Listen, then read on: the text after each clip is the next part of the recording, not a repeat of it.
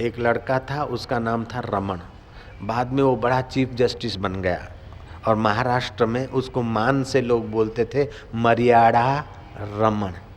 वो खेल खेल रहा था अपने मित्रों के साथ। इतने में एक माई रोती हुई जा रही थी। लड़के ने खेल खेलना छोड़ दिया और उस बुढ़िया की लकड़ी पकड़ के बोला, माताजी क्यों रोती हुई जाती है? भाई को टाडस बंधाते हुए रमन ने पूछा। भाई ने अपनी पूरी व्यथा सुना दी।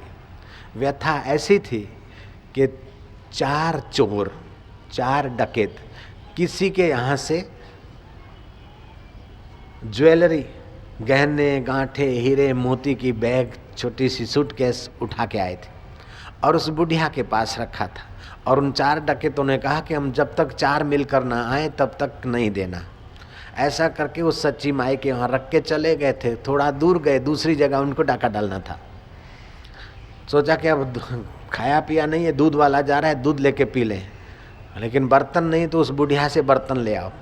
वो बर्तन लेने एक आदमी को भेजा, लेकिन बर्तन लेने जो 4 में से एक डकैत बर्तन लेने गया तो बर्तन के बदले में वो सूटकेस मांगा उससे। तो बुढ़िया ने कहा कि तुम तो 4 आए थे, अभी तो अकेला है। बोले वो 3 खड़े हैं, वो देखो। तीनों ने इशारा करा कि हाँ ऐसा। वो समझे बर्तन और इसने ले ली सूटकेस, लेके पीछे के रास्ते से छू हो गया। उन 4 डकैतों ने खानदानी वेश पहना था। डकैतों के ललाट पे तो लिखा हुआ नहीं होता कि हम डकैत हैं। तो महाराज बात थी, वो राजा के पास चले गए 4 डकैत। बोले हमारी सूटकेस रखी थी, उसमें लाख रुपए का सामान था और हमने कहा हम 4 मिलकर आए तब देना, लेकिन एक लेकर चला गया है तो हमारे 75,000 3 आदमियों के इस माई से हमको वसूल करके दो।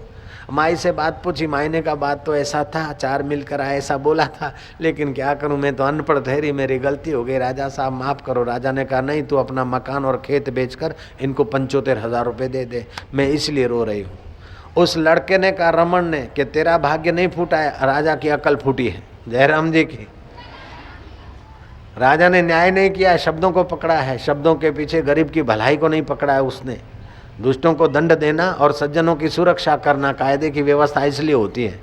कायदा अंधा होता है, आंख तो कायदे का उपयोग करने वाले की होती है।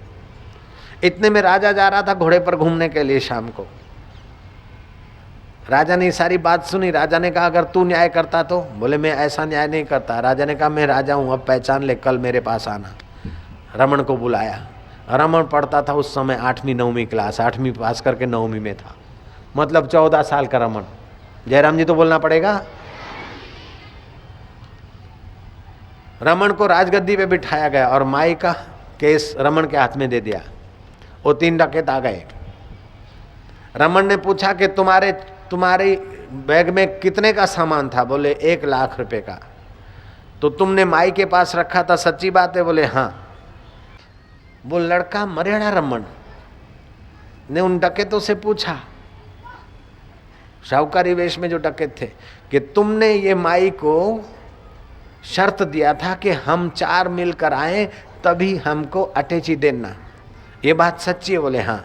माई ने अटैची अकेले को दे दी? बोले हाँ।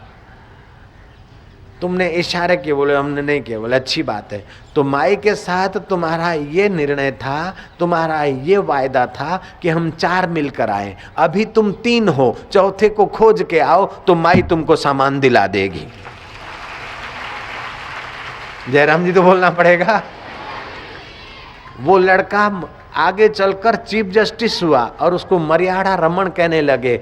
उसकी इस बुद्धिमत्ता के पीछे एक ही रहस्य था, वो रोज सुबह नींद में से उठकर थोड़ा ध्यान करता था, माता पिता को प्रणाम करता था और जब शिक्षक पढ़ाए तो पूरे मनोयोग से पढ़ता था, दिलचस्पी से पढ़ता था और जो बात याद रखने योग्य है उसको 2-4 बार दोहराता था। इस कारण वो पढ़ाई में भी आगे आता था और बुद्धि के निर्णयों में भी उसकी बहुत बड़ी आभा चमकी थी। अब तुम भी ऐसा करोगे? जब शिक्षक बंधु या शिक्षिकाएं बहनें पढ़ाए तो ध्यान से आप बोर्ड के तरफ देखोगे, अच्छे विद्यार्थी बनोगे।